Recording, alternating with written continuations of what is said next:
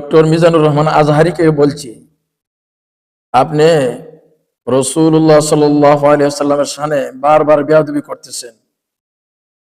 আপনি যত বড়ই ডিগ্রিধারী হন না কেন, যত বড় শিক্ষিতই হন না কেন, জেনে রাখেন আপনার এই শিক্ষাগত যোগ্যতার কোনো মূল্য নাই যে ব্যক্তি রাসূলুল্লাহ সাল্লাল্লাহু আলাইহি ওয়াসাল্লামের শানে বেয়াদবি করে।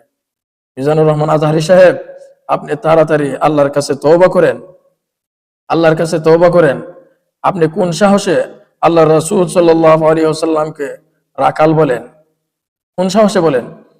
যে জায়গা আল্লাহ তাআলা রাকাল বলতে নিষেধ করেছেন, সূরাতুল বাকারার 104 নম্বর আয়াতের মধ্যে আল্লাহ তাআলা বলেছেন, ইয়া আইয়ুহাল্লাযীনা আমানু লা তাকুলু রা'ইনা ওয়া কুলু উনজুরনা ওয়াসমা'ু ওয়ালিল কাফিরিন আযাবুন আলীম।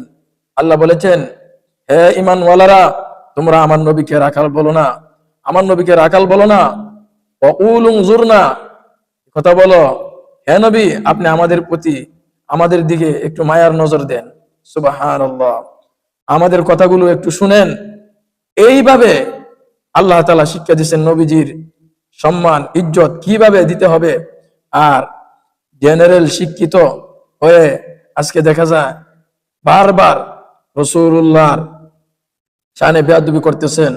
আরে আমি বলবো, জামাতের সব আলেম ওলামা একত্রিত হয়েও আল্লামা দেলোয়ার হোসেন সাঈদী জায়গাটা পূরণ হবে না। আজহারী সাহেব, তারেক মনোয়ার, এরা তো, এদের বয়ানের মধ্যে কোনো তাসির নাই, এদের বয়ানের মধ্যে কোনো তাসির নাই। আল্লামা দেলোয়ার হোসেন সাঈদী যে বয়ান করতেন, এই বয়ানে মানুষগুলো চোখের পানি ছেড়ে দিয়ে কান্নাকাটি করত। কে দেখা যায় তারা তো আসলে, আমি দেখি মূলত তারা, তাদের কোনো গার্জিয়ান নাই। আল্লামা দেলোয়ার হোসেন সাঈদী সে বড় বড় আলেমদের সাথে ভালো সম্পর্ক রাখতো এবং তাদের কথা অনুযায়ী বয়ান করতেন। আর তারা নিজে নিজে পণ্ডিত হওয়ার কারণে বারবার রাসূলুল্লাহর শানে বেয়াদবি করতেছে। মিজানুর রহমান আজহারী সাহেব, আপনি তওবা করেন, তাড়াতাড়ি তওবা করেন, এই সমস্ত শব্দ চয়ন বন্ধ করেন।